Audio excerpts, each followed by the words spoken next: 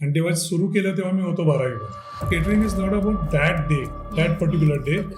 In fact the planning starts much earlier, almost a week before we plan everything. तुझ्या लग्नाचं जेवण मला अजूनही लक्षात आहे.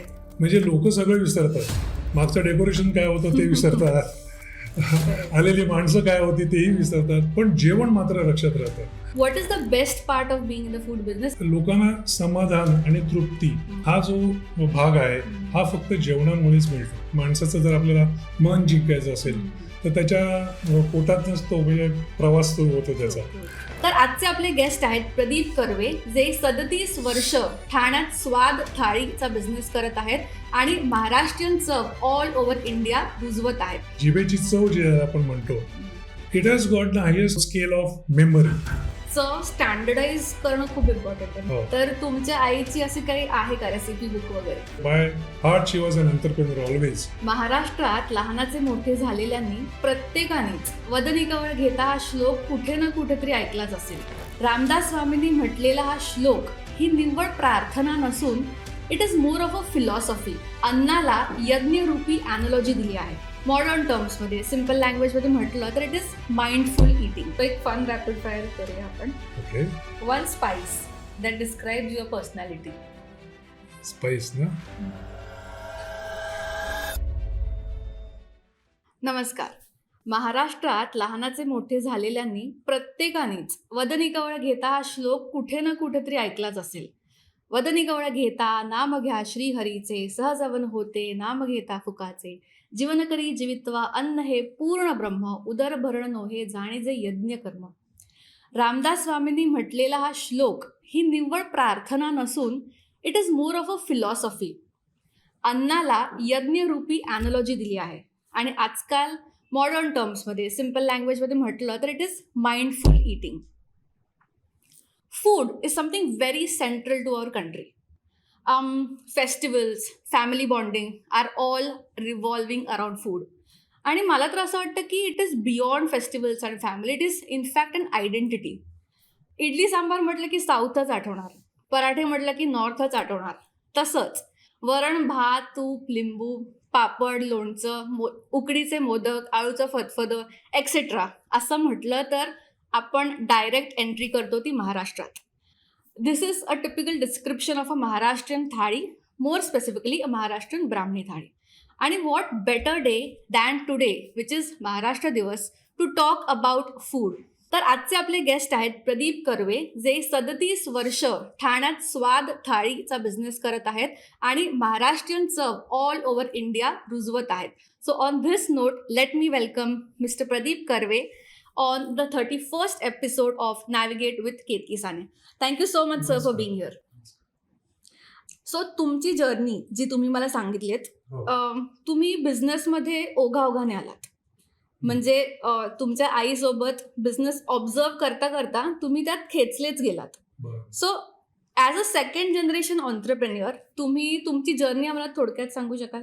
हो, नक्कीच. मी जेव्हा म्हणजे आईने माझ्या हे स्वाद थाळी आणि स्वाद केटरर्स जेव्हा सुरू केलं, आज 38 वर्ष झाली या गोष्टीला, आणि तेव्हा सुरू केलं तेव्हा मी होतो 12वीमध्ये. आणि आईला मदत करणं, म्हणजे पहिले दुकान उघडायला मदत करणं, नंतर मग कॉलेजला जाऊन आल्यानंतर आई म्हणायची की तू कॉलेजवरून आलास की मग तू इथे बस, गिऱ्हाईकांशी इंटरॅक्शन कर, आणि मग काही परचेसिंग पण त्यांनी मला करायला सांगितलं. हळूहळू त्याच्यामध्ये मी एनग्रॉस्ड होत गेलो. वेंडर्सशी कसं बोलायचं किंवा एकंदर क्लायंटशी कसं हँडल करायचं, डील करायचं, हे सगळे छोटे छोटे ती मला टिप्स देत होती. त्यामुळे शिक्षणही एका यांनी चालू होतं. म्हणजे बीकॉम मी बीकॉम पूर्ण केलं आणि त्याच्याचबरोबर ICWचा फर्स्ट पार्ट पण मी तेव्हा अटेम्प्ट केलेला. टायपिंग शिकत होतो, शॉर्ट हँड शिकत होतो. म्हणजे त्या काळी जे काही आपण वेल इक्विप्ड नोकरीसाठी म्हणून जे असतं, तर ह्या सगळ्या गोष्टी होत होत्या. पण त्याचबरोबर कॉलेजमधनं आलं की दुकानात बसणं, तर ह्याच्यामुळे ती एक म्हणता येईल ना आवड निर्माण झाली. आता आवड ही निर्मित असते आणि इच्छा ही सनिर्मित असते. आवडीला काय, तुम्हाला जेव्हा एखादी गोष्ट तुम्हाला म्हणजे आपल्याला त्याच्यामध्ये आपण एनग्रॉस्ड होत जातो आणि त्याच्याबद्दल आपल्याला एक कुतूहल वाटत जातं की आपण ह्याच्यामध्येच काहीतरी करू शकतो. ते एक आवड मला ती निर्माण झाली आणि त्याच्यामुळेच मग मी या धंद्यामध्ये, या बिझनेसमध्ये आलो. इंटरेस्टिंग. सो बेसिकली तुमच्या आईंनी तुम्हाला ऑपरेशन्समध्ये आणलं आणि ते तुमच्यात रुजवलं असं आपण शॉर्टमध्ये म्हणू शकतो. So when you say you are in the food business, what is the best part of being in the food business आणि what is the not so good part? अच्छा. Best part of being in the food industry is always की एक आपण म्हणतो नेहमी की कुठल्याही माणसाचं जर आपल्याला मन जिंकायचं असेल तर त्याच्या पोटातनंच तो म्हणजे प्रवास सुरू होतो त्याचा. तर तसंच लोकांना समाधान आणि तृप्ती हा जो भाग आहे हा फक्त जेवणामुळेच मिळतो. कारण समाधान जो कोणी माणूस जेवतो, आज तुमच्याकडे कोणी आलं, त्याला तुम्ही उन्हातनं आला आणि त्याला तुम्ही पुन्हा ऑफर केलं तर त्याला इतकं ते बरं वाटतं किंवा एक छान वाटतं. तर तसंच आणि प्रत्येक फंक्शन हे जेवणाशिवाय कम्प्लीटच होत नाही. आणि तुम्ही बरेच वेळ असं ऐकलं असाल की तुझ्या लग्नातलं जेवण मला अजूनही लक्षात आहे. म्हणजे लोक सगळं विसरतात, मागचं डेकोरेशन काय होतं ते विसरतात, आलेली माणसं काय होती तेही विसरतात, पण जेवण मात्र लक्षात राहतं. आता टेस्ट म्हणजे जिभेची चव जी आहे आपण म्हणतो, it has got the highest मी म्हणतो स्केल ऑफ मेमरी. हां, चव लक्षात राहणं हे लोकांसाठी ते म्हणजे ती लक्षातच राहते मुळी आणि किती वर्ष झाली तर ती आपण विसरत नाही कधीच. आणि चॅलेंजेस म्हणाल तर येस, आपल्याकडे आता कॅटरिंगच्या बाबतीत बोलायचं झालं तर मुहूर्त कमी असतात. म्हणजे काही काही दिवस फार महत्त्वाचं. आता अक्षतृतीया आहे आता, तर ते अक्षतृतीयेच्या ह्याच्यामध्ये सगळ्यांकडेच पूजा, एकाच वेळी 4 ठिकाणी फंक्शन्स करणं, तर थोडंसं चॅलेंजिंग वाट असतं आमच्यासाठी की वेगवेगळे मेनू त्या एका वेळात स्पेसिफिक वेळात बनवणं, नंतर टाइमली डिलिव्हरी करणं. Lot of planning goes into all this. म्हणजे catering is not about that day, that particular day. In fact, the planning starts much earlier, almost a week before we plan everything. म्हणजे आता त्यांचा आम्रखंड आहे, त्यांचा आम्रखंड आदल्या दिवशी prepare करून ठेवलं पाहिजे. नंतर मग काही भाज्यांच्या ऑर्डर्स द्यायचे आहेत तर त्याही दिल्या पाहिजेत वेळेत. आणि आमचं फंक्शनिंग किचन आहे, म्हणजे it's operational, it's daily operational kitchen. तर आमच्यासारख्या हे स्वादसारख्या आहे ना की असं कधी प्रॉब्लेम येत नाही की बाबा आता जरी 25 लोकांची ऑर्डर आली तरी आम्ही ती करू शकतो. पण काही काही वेळा मुहूर्ताच्या तारखेला चॅलेंजिंग होतं. लेबर मॅनेज करणं, स्टाफ सगळीकडे मॅनेज करणं, या गोष्टी चॅलेंजिंग होतात. डिलिव्हरीचे सगळे जे मोड्स आहेत ते पण नीट आपल्याला म्हणजे प्लॅनिंग खूप लागतं त्याच्यामध्ये. तर ह्या काही चॅलेंजिंग गोष्टी आहेत, पण अर्थात हा मी असं ॲक्सेप्ट करेन की चांगला प्रॉफिट मार्जिन देणारा व्यवसाय आहे. कष्ट खूप आहेत आणि मेहनतही चिकार आहे त्याच्यामध्ये, पण ह्या सगळ्या कष्ट आणि मेहनतींवर आम्ही पंगत वाढतो किंवा आम्ही एखादं मुंजीचं किंवा लग्नाचं काम करतो त्याच्यात आमची खूप एनग्रॉस्ड असतो. पण जेव्हा संपूर्ण कार्य होतं आणि आपण शेवटी त्या जी व्यायांची पंगत म्हणतो किंवा जे बसलेले असतात आणि त्यांच्या चेहऱ्यावरचं जे समाधान असतं ते काही औरच असतं, म्हणजे त्याचं प्राइसलेस असतं.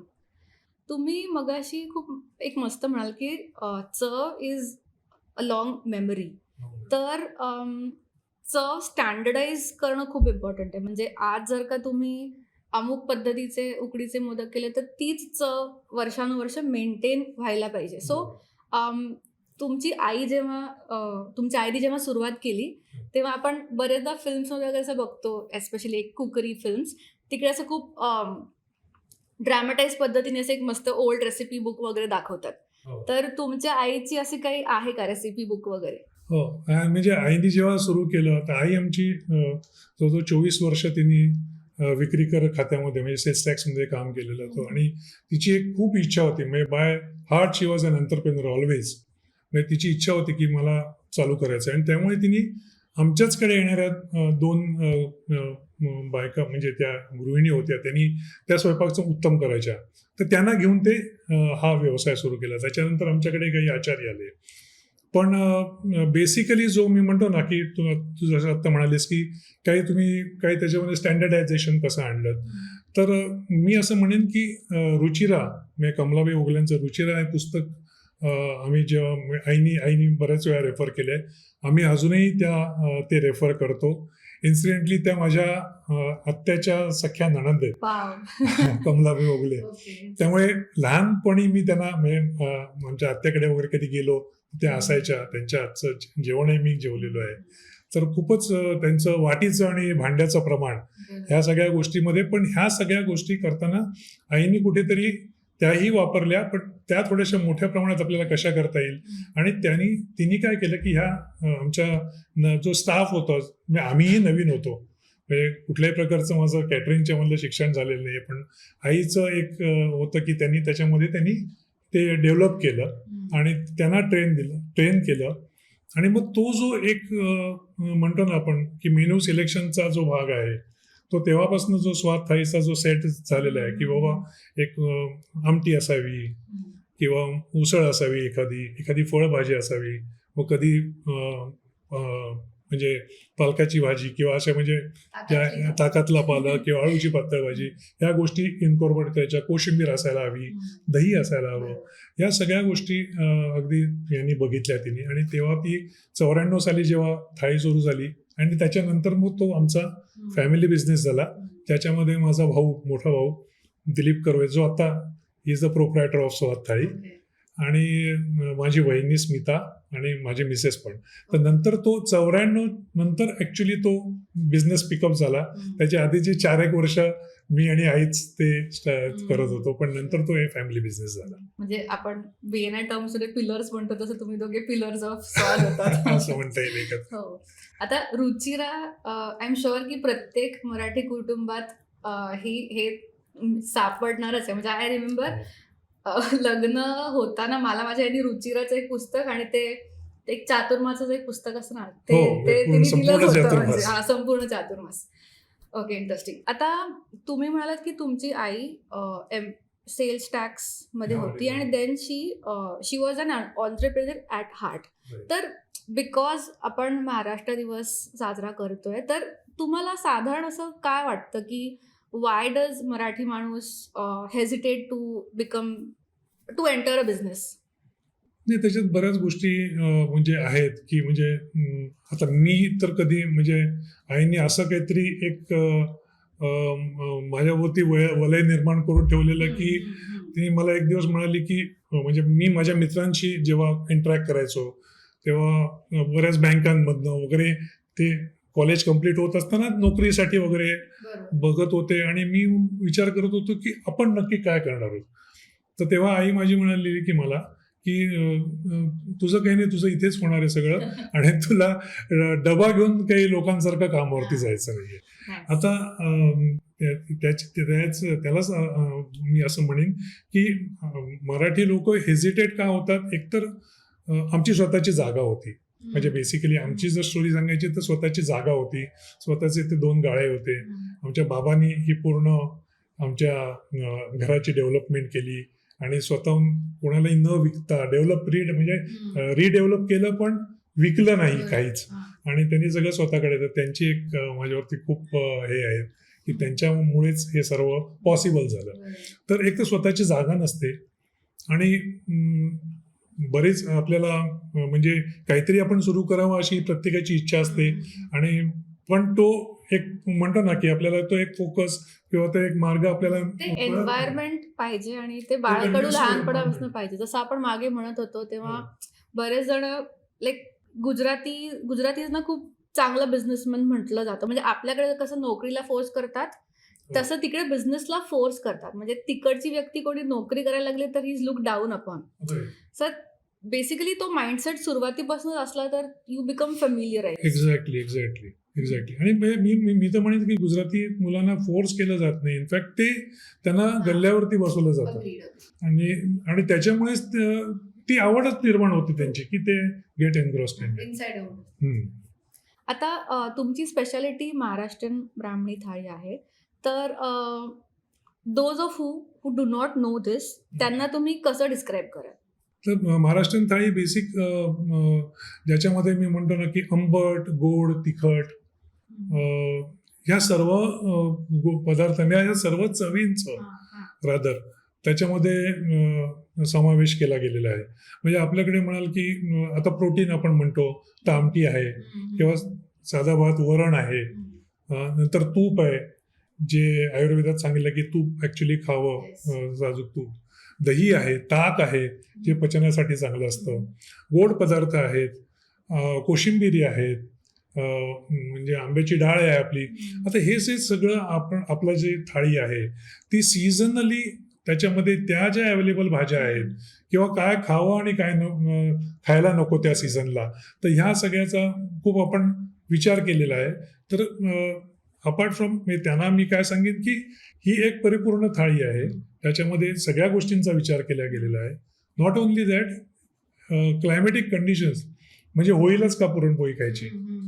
गुळाची पोळी साधारण नोव्हेंबर डिसेंबर किंवा आपण म्हणतो भोगीच्या ह्याच्यापर्यंत आपण संक्रांतीपर्यंत ती गुळाची पोळी खातो.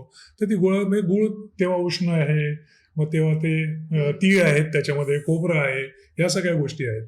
तर त्या वेळी ते खाल्लं पाहिजे. हल्ली काय झालंय की सगळ्याच गोष्टी लोक कधीही खातात, पण महाराष्ट्रीयन थाळीचं एक ती युनिकनेस म्हणेन मी आहे म्हणून. आणि त्याच्या व्यतिरिक्त देखील आमच्याकडे महाराष्ट्रीयन जे टिपिकल महाराष्ट्रीयन पदार्थ आहेत, म्हणजे मिरगुंड आहेत, सांडगी मिरच्या आहेत, मेथकूट आहे, मसाले आहेत, काही चटण्या आहेत, या सगळ्यांचं आम्ही मॅन्युफॅक्चरिंग करतो. आणि तेही म्हणजे त्यांना जर महाराष्ट्रीयन थाळी खायची असेल तर थाळीच्या व्यतिरिक्त सुद्धा ते हे सगळं याचा आस्वाद घेऊ शकतात. सो इन अ नटशेल ऋतुचर्या आणि आहार याचा एक परफेक्ट बॅलन्स आहे मराठी थाळी. सो हे मराठी क्युझिन बनवताना किंवा महाराष्ट्रीयन थाळी बनवताना तुमचा असा कुठला फेवरेट इन्ग्रेडियंट आहे का, रॅदर एक इररिप्लेसेबल इन्ग्रेडियंट ज्याच्याशिवाय ही थाळी कम्प्लीटच नाही होऊ शकणार? म्हणजे महाराष्ट्रीयन थाळीमध्ये म्हणाल तर त्याच्यामध्ये या कोकणातल्या भागाबद्दल वेगवेगळे प्रांत आहेत महाराष्ट्रामध्ये, प्रत्येकाची करण्याची पद्धत वेगवेगळी आहे. तर आता कोकणातल्या याच्यात जर बघाल तर चिंचगुळाचा वापर, नारळाचा वापर, ओल्या नारळाचा, नंतर मग ओवा, नंतर जिरं, हिंग, कढीपत्ता, ह्या गोष्टींचा वापर आपल्याला साधारण याच्यामध्ये दिसतो. आता त्याच्यामध्ये कसं आहे की वेगवेगळे फ्लेवर्स आहेत त्याच्यामध्ये, म्हणजे बनवण्याचे पण पद्धती आहेत वेगवेगळ्या. आता सोलकढी सुद्धा बनवण्याच्या खूप वेगवेगळ्या पद्धती आहेत. काही काही लोक धने हे मिक्सरला फिरवून मग ते धने पण त्याच्यामध्ये घालतात. काही काही लोक आमसूला भिजत घालून त्याचा कोळ घालतात. तर कोकमाचं आगळ आणि सरबताचं छोटं थोडं कॉम्बिनेशन असं बनवून जर आपण केलं, आणि बनवण्याच्या पद्धती जरी फरक असेल प्रत्येक ठिकाणी, तरी त्याची जी बेसिक चव आहे म्हणजे ती बदलते थोडीशी. कारण मालवणी लोकांमध्ये जास्ती करून त्याच्यामध्ये लसूण घातली जाते.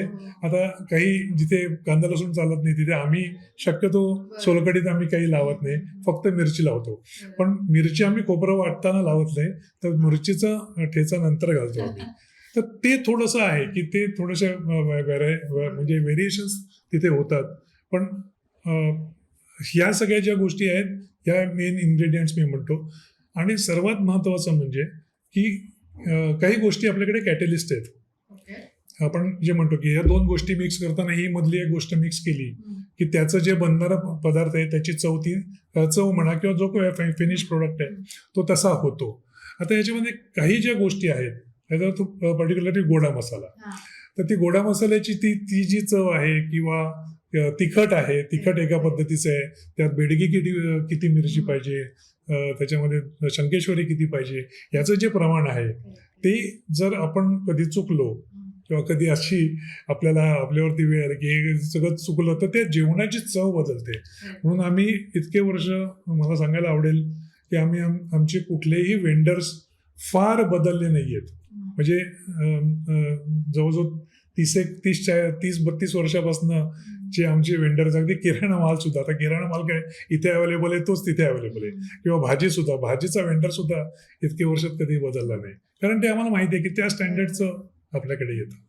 आय थिंक स्टँडर्डायझेशनसाठी पण ह्या सगळे फॅक्टर्स खूप इम्पॉर्टंट पडतात, खूप इम्पॉर्टंट. सर, मला मनापासून पर्सनली असं खूप वाटतं की अन्नदाता, अन्नपूर्णा आणि अन्न बनवणं, अन्न खाऊ घालणं ही एक खूप दैवी देणगी आहे. म्हणजे इफ यू आस्क मी, आता मला कोणी मारून मुटकून जेवण बनव, सांगितलं मी बनवीन, नाही असं नाही. But it is not an inside out thing. आणि 4 लोकांसाठी करणं वर्सेस 40-400 लोकांसाठी करणं म्हणजे तो खूप खूप एक वेगळ्या लेव्हलचा टास्क आहे. रादर सर्व्हिस आहे असं म्हणू शकतो. तर तुमचं यावर काय मत आहे? हां, म्हणजे आई नेहमी म्हणायची, की आपल्याला बाकी काही असो, पण हे अन्न आपण जे सेवा म्हणजे आपण जे सेवा देतोय दानाची म्हणता येणार नाही, कारण ऑब्व्हियसली मॉनिटरी पार्ट आहे, पण आपण जी सेवा देतोय, लोकांना जे तृप्त करतोय, त्याचे खूप आशीर्वाद मिळतात आपल्याला. काही काही बिझनेस असे आहेत, त्यातला फूडचा बिझनेस असा आहे, की नेहमीच आशीर्वाद देऊन जातो. नेहमीच आपल्याला त्याच्यामध्ये कोणी खाऊन गेलेला माणूस असं म्हणा, "अरे, खूप छान वाटलं, समाधान झालं." तर या गोष्टी असतात. तर ते एक तो त्यातला एक भाग झाला. आणि मला वाटतं की आपण आता प्रत्येकजण डेस्टिनीवरती आपण बिलीव्ह करू की नाही मला माहीत नाही, सगळे करतील असं नाही. पण डेस्टिनी आपल्याला या व्यवसायात आपण आलेलो आहोत आणि आपल्याला हा चान्स मिळतोय इनफॅक्ट, की प्रत्येकाला कदाचित चान्स मिळणार. कुठले वेगवेगळे व्यवसाय आहेत, प्रत्येकाचे व्यवसाय वेगळे आहेत, पण ह्या व्यवसायात आपण आलोय. आणि शक्यतो आपल्याला बरेच वेळा आमच्या कॅटरिंगच्या फील्डमध्ये आम्हाला धार्मिक कार्य किंवा मुंजी किंवा शुभ कार्य किंवा अगदी आम्ही म्हणजे आपले श्राद्ध आणि पक्ष यांची पण जेवणं आम्ही हे करतो. कुठेतरी असं होतं की लोकांना त्याची गरज आहे आता. म्हणजे गणपतीच्या पहिल्या दिवशी आम्ही एक 15-20 वर्षापूर्वीपर्यंत आम्ही कामं घेत नव्हतो, पण त्याची एवढी आता गरज येऊन झालेली आहे की पहिल्या दिवशी गणपतीच्या ओनली होम डिलिव्हरीच्या साधारण 32 ते 35 ऑर्डर्स असतात. एक 1200 ते 1500 मोदक असतात. पण आता ही जर मी केलं नाही तर कोणीतरी करेल, नक्कीच करेल, कारण काय कोणापासून कोणाचं अडत नाही. पण जी आपली इतके वर्षाची गिरायक आहेत आणि मग त्यांना आपण कुठेतरी नाराज करायचं. आमच्याकडे पण गणपती असतात. त्यामुळे कॅटरचं एक आहे की कॅटरना किंवा ह्या आमच्या लाईनमधल्या लोकांना सणवार स्वतःचे असे काही नसतात. सणाच्या दिवशी आम्ही बिझी असतो, रविवारच्या दिवशी आम्ही बिझी असतो जेव्हा, आणि बाकीच्यांना जेव्हा सुट्ट्या असतात तेव्हा आम्हाला कामं असतात. पण कुठेतरी ते आपल्या देवी देणगी आहे की आपण एवढ्या लोकांना सर्व करू शकतो. आणि थँक्स टू ऑलमायटी फॉर दिस. तुम्ही मला बोलता बोलता असं म्हणालात की गेले 3-4 वर्षांपासून तुमची एक थोडी वेगळी वाटचाल सुरू आहे. इन द सेन्स की तुम्ही कीर्तन अटेंड करताय, मकरंद नाचपुरे किंवा धनश्रीताई लेलेंचं गीता प्रवचन, आणि वारी तर आय थिंक तुम्ही गेले 20 वर्ष करत आहात. हो. तर या ठिकाणचे अनुभव ऐकायला आवडतील ॲज अ ह्युमन आणि as someone who is serving food over there. आता आमचे ठाण्यातले जयंत दांडेकर म्हणून आहेत, आणि त्यांनी ते गेले 27 वर्ष ही आळंदी पंढरपूर पदयात्रा, ही वारी वेगळी आहे. माऊलींच्या वारीच्या आधीच्या एक म्हणजे आपण आषाढीच्या आधीच्या एकादशी आम्ही जवळजवळ 150 ते 250 लोक पण असतात कधी कधी. तर आम्ही ठाण्यापासून ही आळंदीची वारी करतो. इतके वर्ष त्या वारीमध्ये चालण्याचा मी अनुभव घेतला, तेव्हा मी त्याच्यातला केटरिंग जो भाग आहे तो मी कधी करत नव्हतो. पण गेल्या 4 वर्षापासून ते माझ्या म्हणतात ना की ते आता हे तू करच आता या वर्षीपासून, म्हणजे आता तुझं चालणं खूप झालं, आता तू या ह्याच्यात आम्हाला हे कर. तर ते त्याचे तो एक वेगळा जॉनर आहे टोटली, म्हणजे वारीचा. एक तर त्याच्यामध्ये भक्तिभाव असतो आणि लोकांची श्रद्धा प्रचंड, तो मार्गच वेगळा आहे. म्हणजे आणि त्याचे असंख्य अनुभव सांगता येतील. रोज तुम्ही एक शहर बदलून दुसऱ्या शहरात जाता, रोज तुम्हाला वेगवेगळे चॅलेंजेस असतात, आणि चॅलेंजेस असतात.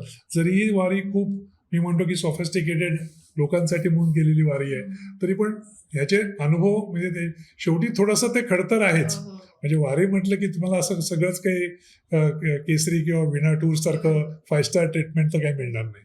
त्यामुळे प्रत्येक गावात जाऊन वेगवेगळे चॅलेंजेस, तिथे दूध मिळेल की नाही, पाणी कसं असेल, बरं येणारी लोक तशी सिनियर सिटीजन किंवा 50च्या पुढचीच जास्ती असतात. त्यामुळे सगळ्या गोष्टींकडे नीट आपल्याला लक्ष द्यावं लागतं. आणि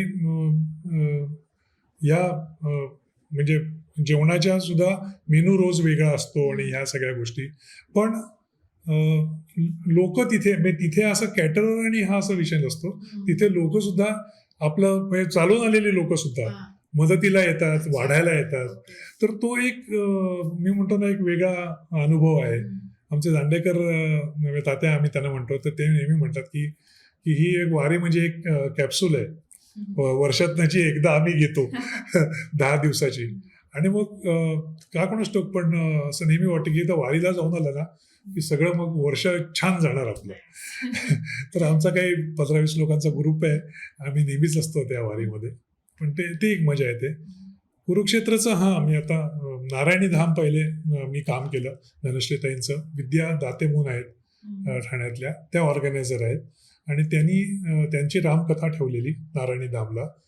तर साधारण 350 लोकांचा क्राऊड 7 दिवसासाठी. सकाळी 6ला चहा आणि 8ला जेवण, 9-9:30ला कथा सुरू होते. आणि परत दुपारचा चहा, रात्रीचा जेवण, हे सगळं तिथे आपण अरेंज करतो. 7-8 कधी असे दिवस असतात. कुरुक्षेत्राचा अनुभव मला एक खूप चांगला असं सांगायला असं वाटेल की कुरुक्षेत्र म्हणजे इंटरस्टेट मी गेलेलो आहे. मी फलटणमध्ये पण काम केलं आहे, किंवा वारीच्या अनुषंगाने सातारा म्हणजे इथपर्यंत पंढरपूरपर्यंत वगैरे आम्ही कॅटरिंगची कामं म्हणजे कॅटरिंग केलेलं आहे. पण out of the state, Maharashtra state जाऊन काम करण्याची पहिलीच संधी मला कुरुक्षेत्रमध्ये आली. आणि कुरुक्षेत्राला धनश्रीताईंचंच गीतेवरती प्रवचन होतं. तर मी जेव्हा 2 दिवस आधी गेलो, तो हॉल होता, तिथे सगळी भांडणांची वगैरे सोय होती. पण सगळ्याच गोष्टी काय आम्ही इथनं घेऊन जाऊ शकत नाही. त्यामुळे बाकीच्या गोष्टी सगळ्या तिकडे मॅनेज केलेल्या होत्या. आणि तिथे काही भांडी कमी पडत होती मला. म्हणून मी सहज 1 दिवस आधी गेलेलो. त्यामुळे गुगलवरनं मी तो नंबर काढला. अगदी म्हणजे जे काही नॉर्मल लोक करतात तसं, की कोणी आहे का स्टील सप्लायर बघूया. तर एका नंबरला मी फोन केला. तर तो विशेष आनंद म्हणून त्याचं नाव आहे.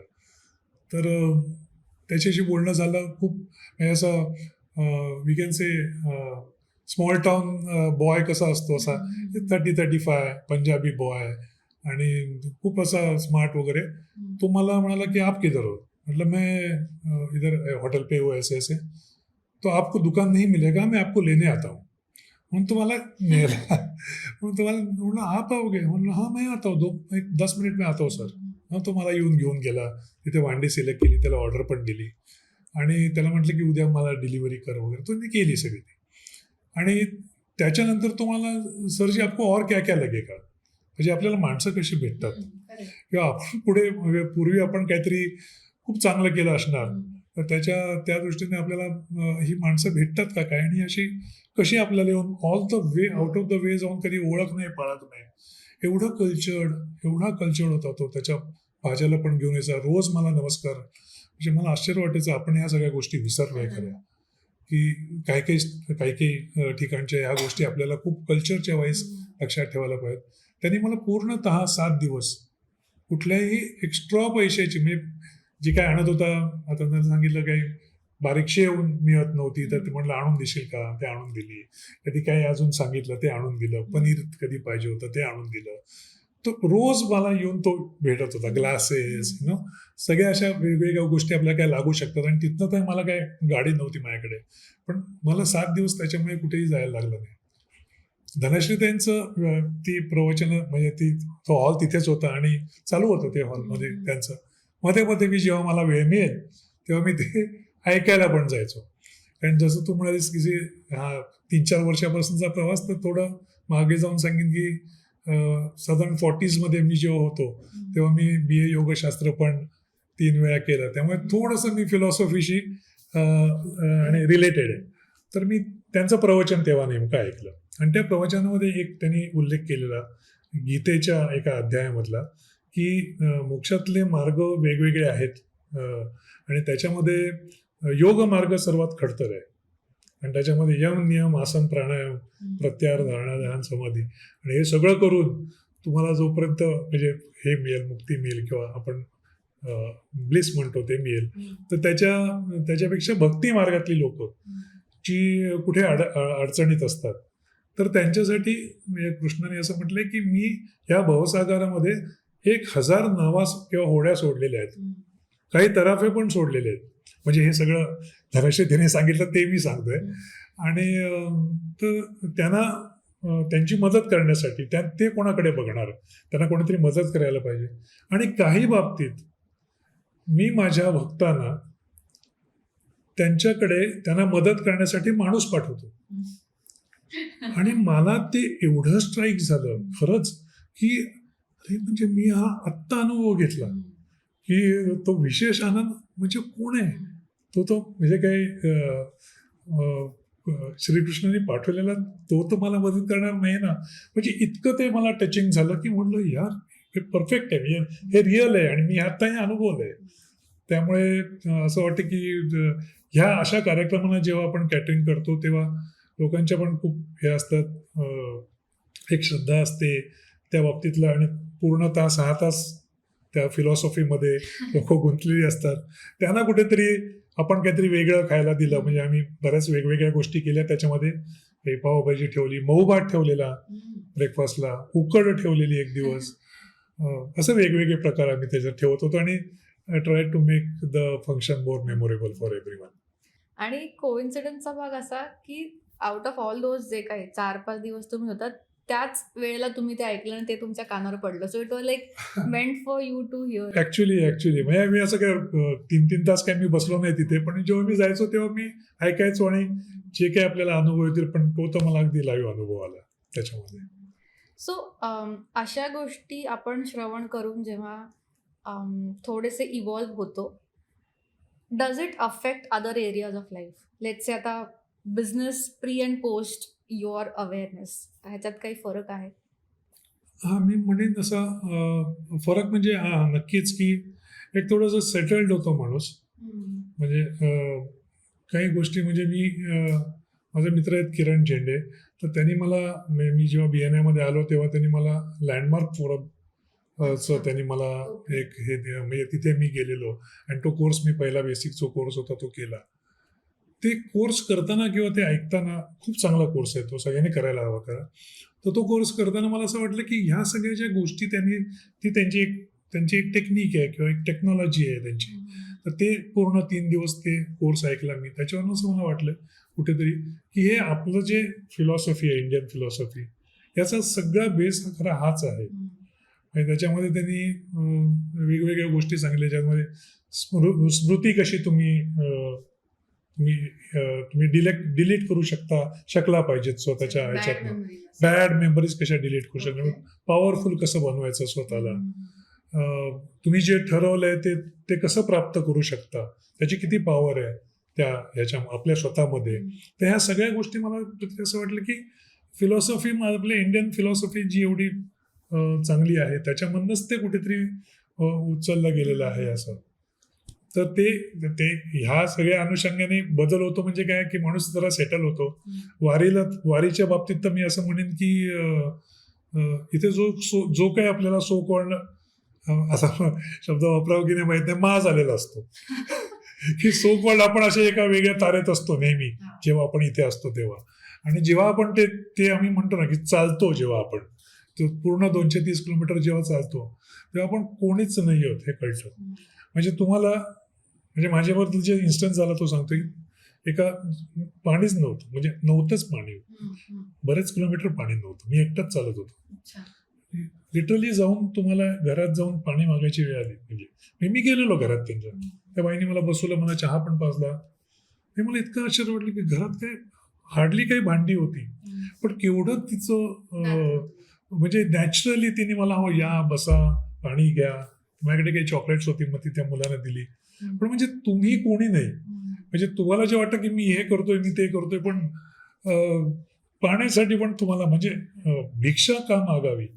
तर वारीत असं सांगितलं, म्हणजे वारीत काय कुठल्याही याच्यामध्ये सांगतात की तुम्हाला भिक्षा मागावीच लागते एकदा तरी.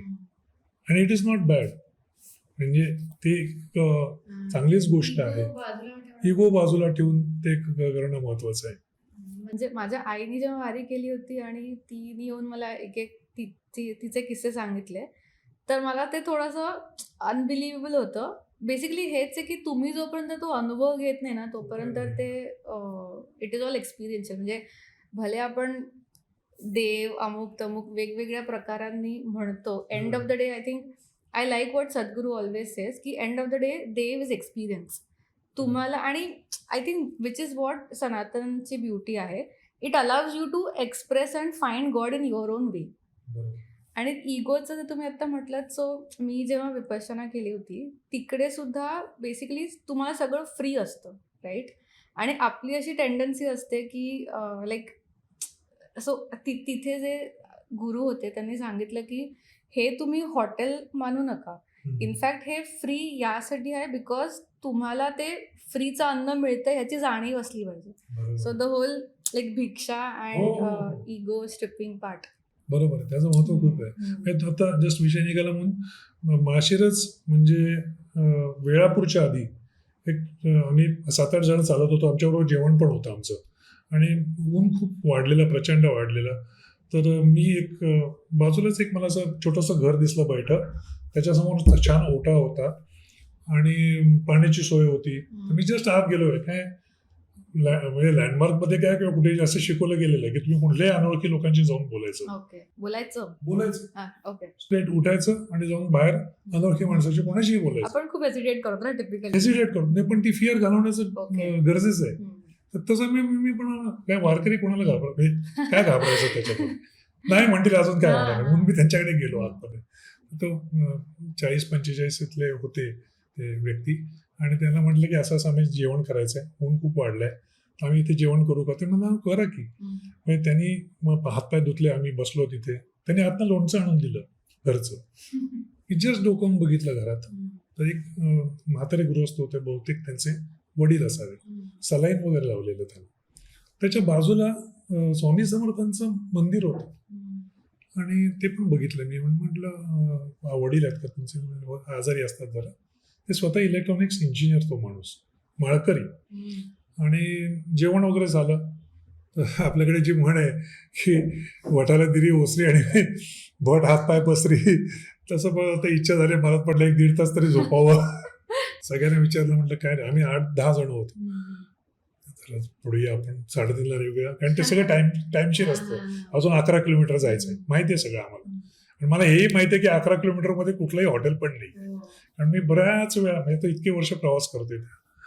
तर म्हटलं जरा तुम्ही, त्यांनी सतरंजी लगेच आणून दिली. सतरंजी घातली आणि आम्ही झोपलो. तर उठलो आणि मी असं उठताना विचार करत होतो की आपण आता समजा चहा करायचा झाला किंवा चहा घ्यायचा झाला तर पुढे तर काही नाहीये आणि मग करायचं काय? आता झोपून उठले नुसते पाणी पिऊन निघायची वेळ येणार. विल नॉट बिलीव्ह की जेव्हा असं उठलो, असं मागे वळून बघितलं तर त्या माणसाच्या जो 10 कप चहा होता. म्हणजे मी असं स्टंड झालो की मनातली इच्छा इतकी एखाद्या थर्ड पर्सनला कशी काय करू शकते. पण आणि सगळी लोक पण चार्ट झाली. म्हणजे काय प्रदीपचा, म्हटलं काय बोललो, काय अनुभव आहे. म्हणजे आम्ही सगळेच एकदम असे स्टंड झालो. म्हटलं अहो तुम्ही कशाला, आता बोलायला आपण पाहिजे होता चहा, बोलायला काय जाता कशाला उगाच केला चहा असं. पण चहा दिला, बिस्किट दिली. पण असं सांगतोय कुठली अपेक्षा न करता, आणि एक वेगळा अनुभव मिळाला. आता थोडासा बिझनेसकडे वळूया. आपण जे मगाशी म्हटलं की तुम्ही ऑपरेशन्स पासून सुरुवात केली, ओव्हरऑल प्रोसेस स्टँडर्डाइज असेल तरच ती चव मेंटेन राहील, राईट? तर तुम्ही तुमच्या इकडे काय अशा 3-4 गोष्टी करतात so that this taste has been uniform for all these years? Okay, त्याच्यामध्ये पहिली गोष्ट म्हणजे माणसं बदलणं, म्हणजे आचारी बदलणं. तर आमच्याकडे फॉर्च्युनेटली विथ गॉड्स ग्रेस आमची माणसं जी टिकून आहेत ती जो 30-30 वर्ष आमच्याकडे लोक टिकून आहेत. म्हणजे अगदी बाहेरचं वेटर पण 30-1 वर्ष झाली माझ्याबरोबरच. त्यांनी त्याच्याहून इनफॅक्ट थोडेसे नंतर आले, पण त्याच्याबरोबरच सुरू झालं. एक बेसिक जी पठडी असते, मी म्हटलं तसं की हळद तिखट जे आहे ते न बदलणं, कारण ते बदललं, एकदा बदललं आणि ते मग प्रॉब्लेम येतो. म्हणजे चक्का सुद्धा बदलला एकदा. असं ते कोणतरी येतं ना, त्यात काय आपण कॅटर असल्यामुळे कोणतरी येतं की अहो आम्ही हे सुरू केलंय, तुम्ही हा चक्का घ्या, असं असं आहे, याच्यात हे करा. काय होतं त्याच्यामध्ये, मला एक वेळ चला चालेल, मी म्हणते चला चक्का वापरतो तुमचा आणि हे करतो. आता ते गिरायकाने समोरून सांगायचं, त्या गिरायकाने सांगितलं मला हे श्रीखंड तुझं नाही. हे बदलण्यात काही अर्थ नाही. कारण काय असतं माहितीये का, भले तुम्ही किती स्टँडर्डायझेशन तर आहेच, स्टँडर्डायझेशन करायलाही हवं, पण आमच्या धंद्यामध्ये ते पॉसिबल होतच असं नाही. प्रत्येक माणसाची चव वेगळी असते, बनवण्याची पद्धत वेगळी असते. काही काही पद्धती कालांतराने इनकॉर्पोरेट केल्या गेल्या. म्हणजे पहिले आम्ही मसाले भात एका वेगळ्या पद्धतीने करत होतो, आता तो बदललाय जरा. किंवा पुलाव किंवा बिर्याणी करायची पद्धत एक वेगळी होती.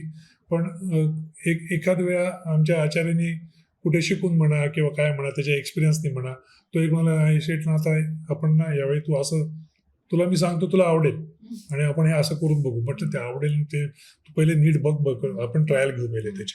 तर असं थोडेसे बदल केले, पण जो बेसिक ढाचा होता तो काही हलवला नाहीये. कधी कधी मला वाटतं कन्सिस्टंटली एकच काम करत राहणं फायद्याचं असतं. काहीतरी आपण वेगळं करायला जायचं आणि ते कधी कधी आपल्याला पण पटत नसतं. आणि त्यामुळे जे कन्सिस्टन्सी आहे काम सगळ्याच बाबतीत, मसाल्यांच्या बाबतीत किंवा सगळ्याच याच्या बाबतीत, तर ती कायम ठेवली तर ती चव कायम राहते. मला एक असं वाटतं की ओव्हरऑल फूड हॅबिट्स जे आहेत आजच्या जनरेशनचे ते खूप चेंज होत चाललेत आणि कुठेतरी ते पारंपरिक जेवण पद्धती विसरत जातोय आपण. तर ह्याच्यावर तुम्हाला काय वाटतं? आणि if you agree with me, तर how can you contribute to making this picture better? नाही, मला असं तुझे म्हणते तसं मला म्हणजे पर्टिक्युलरली भारतामध्ये आपण राहतोय, भारतामध्ये इतके प्रांत आहेत, इतके प्रकारची जेवणं आहेत आणि जी इतके वर्ष चाललेलं आहे आणि जे सक्सेसफुल आहे सगळ्याच बाबतीत, तुमच्या आहारशास्त्राच्या बाबतीत किंवा एकंदर सगळ्या बाबतीत. तर कितीही बाकीचे, म्हणजे आम्ही आमच्या भाषेत म्हणतो की कितीही बाहेरच्या पदार्थांची आक्रमणं झाली तरी सुद्धा, म्हणजे गंमत म्हणून सांगतोय की आमच्याकडे काही गिरायकं येतात अशीच, आणि ह्याला ते पिझ्झा खायचा असतो मुलाला, तुमच्याकडे ते पिझ्झा नसतो, ते बर्गर अच्छा, नसतं, हां, मग ती हां. मुलं हे करतात. मग ठीक आहे, मी म्हटलं पण म्हणे ना 2-3 आठवड्यात यांनी सगळं खाल्लंय, आज म्हणतो स्वादमध्ये जाऊन जेवावं. तर शेवटी काय असतं, तुम्हाला you come back to your roots. आणि मी म्हणेन असं की हे जेवण आत्ता काय, हे तयार जेवण आहे असंच, म्हणजे आपलं जे रिअल सात्विक फूड आहे हे चालूच राहील, याला कधीच म्हणजे मरण नाही असं म्हणायला. तुम्हाला like what is your big dream about Swad Thali? म्हणजे right now you are based in Thane, तर तुम्हाला पॅन इंडिया किंवा अक्रॉस द ग्लोब घेऊन जायचंय का स्वादला? खरं सांगायचं तर माझी फार इच्छा नाहीये. म्हणजे मी आता अशा एका एका स्टेजला आलोय की जिथे म्हणजे समाधानी कुठलाही एंटरप्रेनर समाधानी कधीच नसतो.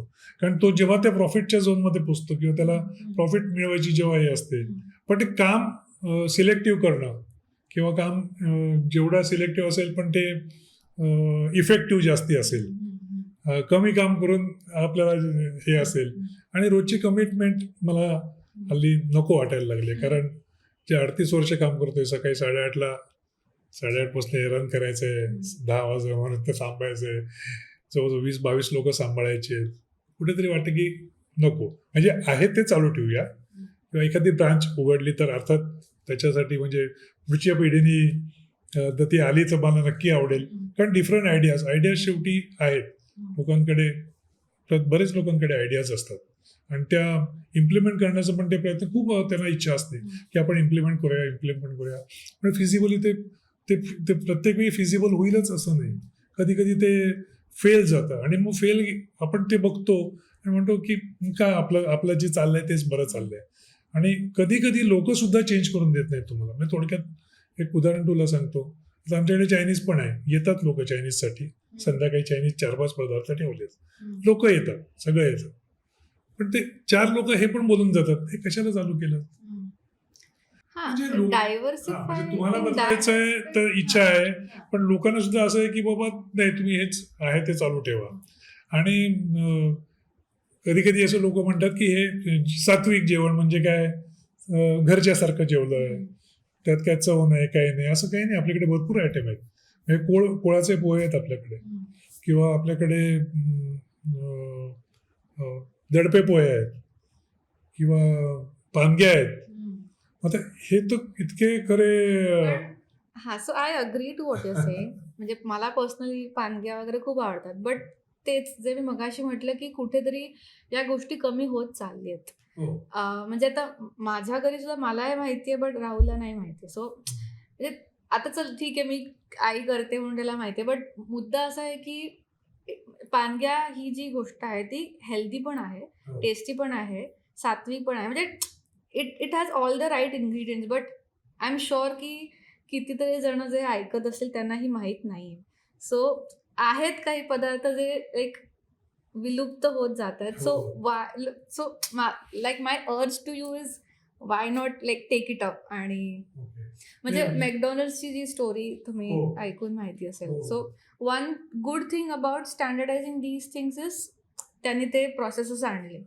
आणि आय अंडरस्टँड की ॲज इट इज स्टँडर्डाइज नाही करू शकत, थोडंसं प्लस मायनस होईल, but still can we like reach out to the world with our taste. Sure we can reach out to the world. त्याच्यामध्ये खूप आणि आता ह्या सगळ्या गोष्टींमध्ये फ्रोझन खूप गोष्टी आल्या आहेत. म्हणजे अगदी फणसाची भाजी तर कायम अवेलेबल आता पॅली पॅक मिळते. आम्ही पण ती सर्रास वापरतो. 1-1 किलोचे पॅक्स येतात. डाळिंब्या सोललेल्या मिळायला लागल्या आहेत. बऱ्याच गोष्टी आपल्या ह्याच्यामध्ये पण झालेल्या आहेत. आणि पुढे हे होणार, हे वाढणार. कारण लोकांना तर स्टँडर्ड म्हणजे पॅकेट फोडा, गरम करा आणि घ्या. म्हणजे कॅटर सुद्धा तसंच होणार आहे आता पुढे कॅटरिंग. कारण का तर स्टाफ आणि नॉलेजेबल स्टाफ ह्याच्यामध्ये फरक आहे. तो चांगला मिळाला पाहिजे, आचारी चांगले मिळाले पाहिजेत, त्यांना पहिले म्हणजे पूर्ण ट्रेनिंग पाहिजे त्यातलं. अगदीच म्हणत नाही, असं म्हणत नाही की ते संपत आलेत, पण पुढे हे सगळं होणार. आणि माइट बी 20 वर्षानंतर हे सगळं असं होईल की पॅक फूडच सगळे लोक खातील. आताच ऑलरेडी सुरुवात झाली.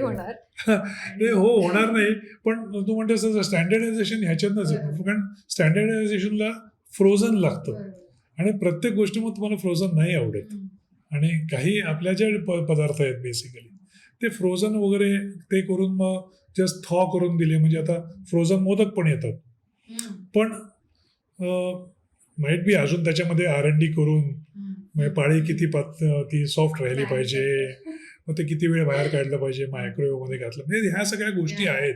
टेक्नॉलॉजी अर्थातच काम करेल, आणि त्याच्या दृष्टीने मग कधी त्याच्यामध्ये जर डेव्हलपमेंट झाली तर नक्कीच मला मल्टिपल ब्रांचेस उघडायची हे होईल. येस नक्कीच. So are you a better foodie और are you a better cook? मी फूडी नाही म्हणणार, मी कुकच म्हणेन ना. आणि तुम्ही बनवलेला असं सगळ्यात जास्त आवडणारा आयटम कुठला?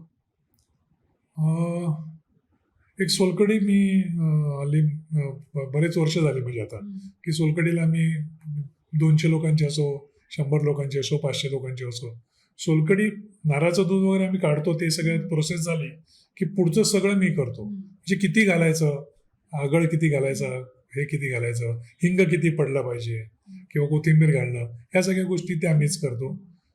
करंज्या करायला मला खूप आवडतं. म्हणजे माझं त्याच्यामध्ये खूप स्पीड आहे करंज्या भरण्यामध्ये. म्हणजे लाटून जर देणार असतील, दिवाळीच्या पूर्वी बऱ्याच मी करंज्या करायचो.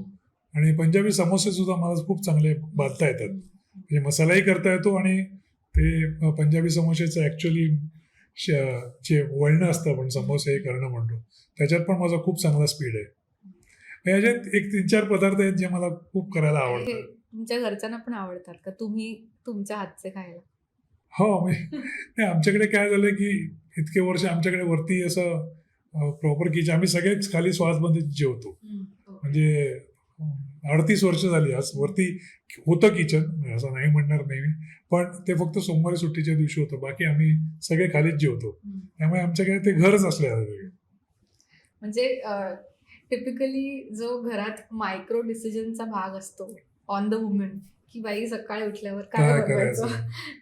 तो खूप एक्झॉस्टिंग आहे असं मला वाटतं. आणि आय हो. थिंक तो तुम्ही काढून टाकलाय. आणि तो माझ्या that- आईनेच काढलंय. हा, आणि ज्या दॅट दिवशी ऍस्पेक्ट द सुरू झालं लेडीज ते. Of your house are like very lucky. मी काय हे बोललं तर राग येतो त्याला. ओके. आता हा एपिसोड जे बघतायत आणि ज्यांना फूड बिझनेसमध्ये एंटर करायचं आहे, अशा कुठल्या 3-4 गोष्टी तुम्ही त्यांना ॲडवाईस कराल की ह्या नॉन निगोशिएबल आहेत? पहिला मी त्याला सांगेन की तुम्ही एक काहीतरी युनिकनेस किंवा काहीतरी वेगळी स्पेशालिटी तुमची आणा. त्याच्यामध्ये कधी कधी काय होतं, एकदम आपण काही आता या हल्ली फ्रँचायझी मॉडेल खूप आली आहेत आणि लोकांना ती इझी वाटतं. ते चालवणं पण इझी वाटतं. काय फ्रँचायझीज सगळं करणार, आपल्याला सगळं बॅकअप देणार, आपण फक्त जागेमध्ये इन्व्हेस्ट करूया. त्यामुळे ते एंडअप म्हणजे जर ते फ्रँचायझीचा म्हणजे जे मेन आहे तो जो काय म्हणतो त्याला आपण ब्रँड आहे, तो जो ब्रँड आहे त्यांनी जर सपोर्ट करणं बंद केलं तर ते प्रॉब्लेम होतो. दुसरी गोष्ट, ह्याने असा विचार करायला पाहिजे हल्ली की B2B खूप बिझनेस चालतो. हे तुम्ही साध्या मटाराची करंजी आहे समजा, एक धरून चला की तुमची स्पेशालिटी आहे की तुम्हाला हाच एक आयटम घेऊन यायचं आहे मार्केटमध्ये, तर तुम्ही त्याचीच एक स्पेशालिटी काढा आणि ते मास स्केल वरती करा. काय होतं, आपण हे पण करतो मी, ते पण करतो मी, मग ते दे एंड अप डुईंग नथिंग. आणि मग ते कुठेतरी चाचपडत बसतात. दुसरी महत्वाची गोष्ट म्हणजे की तुम्ही आधी ह्या सगळ्या इंडस्ट्रीचं थोडं नॉलेज घ्या. असे जर कोणी खरंच जर कोणी होतकरू असतील व्यक्ती, तर मी माझ्याकडे सुद्धा त्यांना या केटरिंगच्या याच्यामध्ये आम्ही घेऊन त्यांना हे ट्रेन करायला तयार आहे की या तुम्ही ट्रेनिंग घ्या, लाईव्ह बघा. मला काही किचन दाखवायला मला काही लाज नाही किंवा मला तुम्हाला पार्टीकडे पाठवायला पण काही प्रॉब्लेम नाही. तुम्ही हे सगळं शिका, ही पंगत कशी वाढायची, काय असतं, ही मेहनत केल्याशिवाय कष्टाशिवाय फळ मिळत नाही. आणि हे सत्यच आहे, कारण ह्या बिझनेसमध्ये अपरंपार कष्ट आहेत. पैसा तेवढाच आहे, लोकांना वाटतं पैसा खूप जास्त आहे, खूप जास्त असं काही नाहीये. खूप कष्ट आहेत म्हणजे तुम्हाला यू गेट रिअली एक्झॉस्टेड. त्याच्यामध्ये काय होतं की ती करण्याची तयारी पाहिजे. आणि मी असं सांगेन, जे सिरियसली याच्यामध्ये घुसू इच्छितात त्यांनी पहिली जी जागा आहे स्वतःची, म्हणजे जो बिझनेस सुरू करण्याची जी जागा आहे ती पहिले विकत घ्यावी. आपण नेहमी ती चूक करतो. त्याच्यामध्ये भले त्याच्या लोन काढा, काही करा, आय नो दॅट प्ले, हे सध्या हे शक्य नाहीये, खूप महाग झाल्यात गोष्टी, पण ते करा तुम्ही. वाटल्यास राहायला भाड्याने जा. म्हणजे गुजरातीचा विषय निघाला म्हणून सांगतोय, गुजराती लोक दुकान विकत घेतात आणि राहायला भाड्याने जातात. ते भाड्यानेच असतात कायमस्वरूप, पण त्या दुकानावरती तुमच्या बिझनेसचा लोड त्या दुकानावरती येऊन देऊ नका. आता काय होतं माहितीये का, अल्टिमेटली 1.5-1.5-2 लाख भाडं द्यायचं, पर ते भाडंच दिलंय. It's a consumption item. तुमचं काय, तुम्ही तेवढाच EMI देऊन ते विकत घ्या मी म्हणेन, पण ते तुमचं राहील आणि कुठेतरी तुम्ही टेन्शन फ्री राहाल. म्हणजे काही जरी तुम्हाला पुढच्या अडचणी आल्या, कधी कधी काही गोष्टी चालत नाही, काही गोष्टी बदलाव्या लागतात, त्या बदल करण्यामध्ये सुद्धा तुम्हाला ते जमू शकेल. फार तुम्ही एकदम आल्या सुरुवातीलाच ब्रँडच बनवायचं आहे, सगळं मान्य आहे, ब्रँड बनवायचं आहे, पहिले लोकांमध्ये पोचून तर दे, लोकांना तुमचा फीडबॅक त्यांचा येऊन दे, ह्या सगळ्या गोष्टी होऊन देत, मग तुम्ही हळूहळू स्टेप्स घ्या पुढे, असं माझा त्याला सल्ला राहील. आणि असं जर कोणी खरंच या व्यवसायात जर येऊ इच्छितात तर त्यांना मी नक्की मदत करेन. Please note everyone. आता तुम्ही म्हणालात की मेंटल पीस इम्पॉर्टंट आहे, राईट, फूड बनवताना. तर असे कुठले गमतीशीर, रॅदर सिरियस किस्से झालेत का जिकडे जेवण बनवताना एखादा आयटम फसलाय आणि मग त्याला फायर फायटिंग मोडवर तुम्ही दुरुस्त केलंय?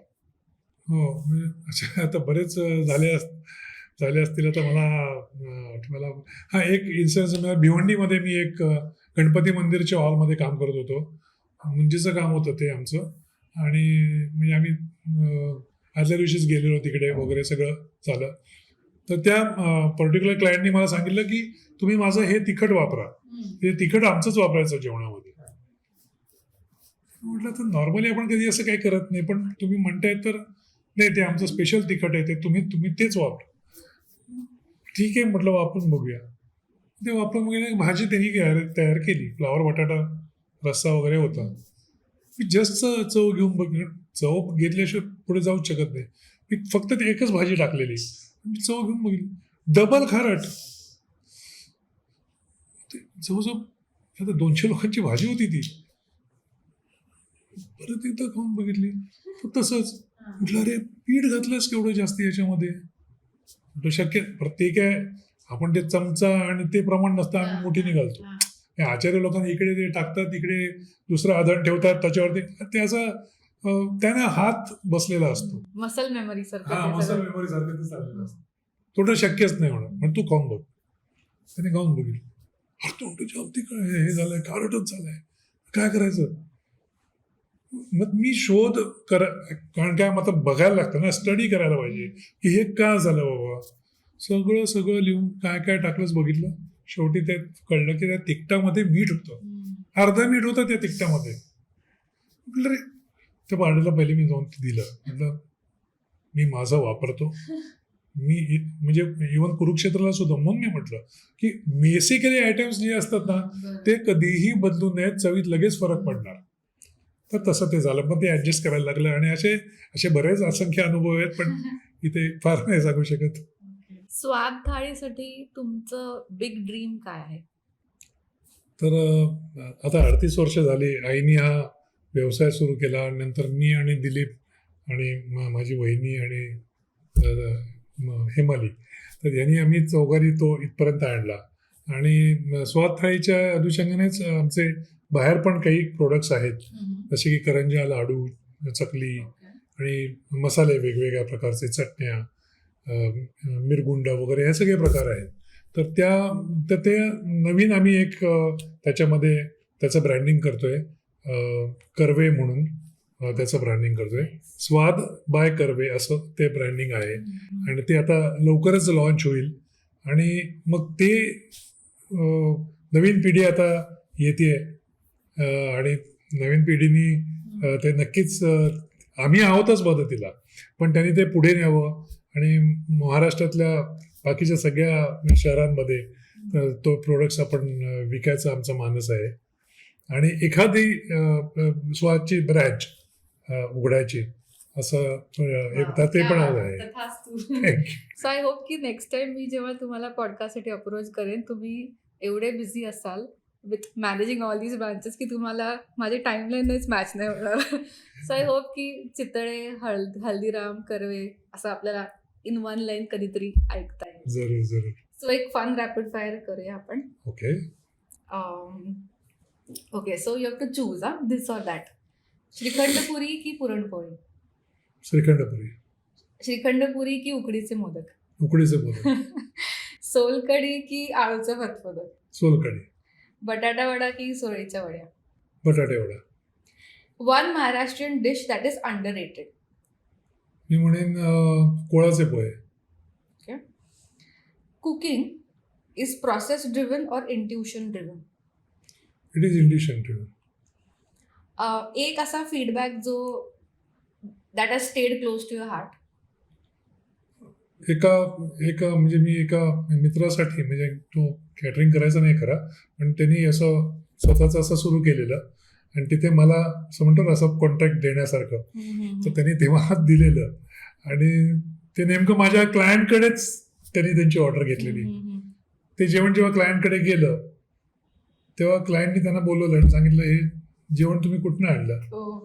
आणि ते मला हे श्रीखंड कर्व्यांचे की डायबी स्वादची, हे मला फीडबॅक त्यांनीच दिला येऊन. एक पदार्थ जो बनवताना तुम्ही नेहमी देवाचं नाव घेता? शिरा म्हणता येईल. अच्छा, ओके. कारण अध्यात्मात, शिरा? हा, प्रसादाचा शिरा. कारण अध्यात्मात असं म्हणतात की जर अध्यात्माच्या कुठल्याही आपण जर सप्ताह वगैरे जो असतो त्याची सुरुवात करताना नाही म्हणलं की पहिल्या दिवशी शिरा ठेवावा. ओके तर ते कशासाठी तर अध्यात्मात शिरा म्हणून शिरा ठेवतात. खरंच आहे का? म्हणजे मी असं ऐकलंय, सांगताय तुम्ही? मी पण हे खरंच असावं. हां, असू कारण मी शकतं. हे Why not? बऱ्याच लोकांकडनं ऐकलंय. तर म्हटलं मग पहिल्या दिवशी अशा काही कार्यक्रमाला शिराच ठेवू आपण. इंटरेस्टिंग. गेस्ट म्हणून जेव्हा तुम्ही एखाद्याकडे जाता आणि तुम्हाला जेवण नाही आवडलं तर तुम्ही काय करता? मला असं शक्यतो नाही होत. ओके. म्हणजे मला जेवणाला नाव ठेवलेली आवडतच नाहीत मुळात. Fair enough. One spice that describes your personality.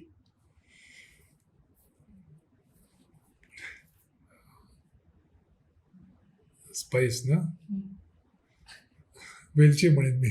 Okay. So अशी कुठली व्यक्ती आहे का ज्याच्यासाठी तुम्हाला जेवण बनवायचंय? Like maybe somebody you look up to, somebody who is a celebrated person. हा, तर असं बरेच सेलिब्रिटी असं आपल्याला पॉलिटिकल क्षेत्रातले पण बरेच लोक येऊन गेले. त्याच्यामध्ये माननीय मुख्यमंत्री आपले देवेंद्र फडणवीसजी, म्हणजे अरे त्यांची वा. पहिली जी टर्म होती मुख्यमंत्र्याची त्याच्या आधी त्यांचा ठाण्याचा दौरा होता तेव्हा क्या बात. साबुदाण्याची खिचडी आमच्याकडे खाऊन गेले. दमा मिराजदार आलेले, श्रीधर फडके आलेले. Very nice. नंतर मग अजून आर्टिस्ट म्हटलं राहुल देशपांडे ओ, येऊन गेले. वा, वा. आणि क्या ते दोन गायक आहेत त्यांची नाव विसरलो. म्युझिक डिरेक्टर ते अजय अतुल. अजय अतुल. वा वा. तर अजय अतुल पण आमच्याकडे येऊन गेले. असे nice. बऱ्यापैकी. Very nice. Last rapid fire question. What is that one super power you wish you had? तर मला असं वाटतं की जसे द्रौपदीची थाळी आहे तसे कितीही लोक आली जेवायला समजा त्या दिवशी तर त्यांना ते जेवण पुरावं, अनलिमिटेड. अनलिमिटेड पुरावं आणि ते पुरतच राहावं. आणि आपण सगळ्यांची म्हणतो ना तशी सगळ्यांना समाधान देत राहावं कंटिन्युअसली, असं मला वाटतं. आय होप की तुम्हाला आजचा एपिसोड खूप आवडला असेल, स्वादिष्ट वाटला असेल. आणि तुम्हाला जर का महाराष्ट्रीयन थाळी खायची इच्छा असेल, स्वतःसाठी घरी काही इव्हेंट्स असतील तर डिटेल्स मी कॅप्शनमध्ये टाकेनच. स्वाद थाळी नौपाडा स्टेशनवर ब्राह्मण सोसायटीत आहे. तुम्ही तिकडे प्रत्यक्षही जाऊ शकता आणि कॉन्टॅक्ट करून ऑर्डर्सही देऊ शकता. अजून कुठल्या फूड इंडस्ट्री रिलेटेड तुम्हाला पॉडकास्ट ऐकायची इच्छा असेल तर मला कमेंट्समध्ये जरूर कळवा. आणि see you in the next one. Thank you.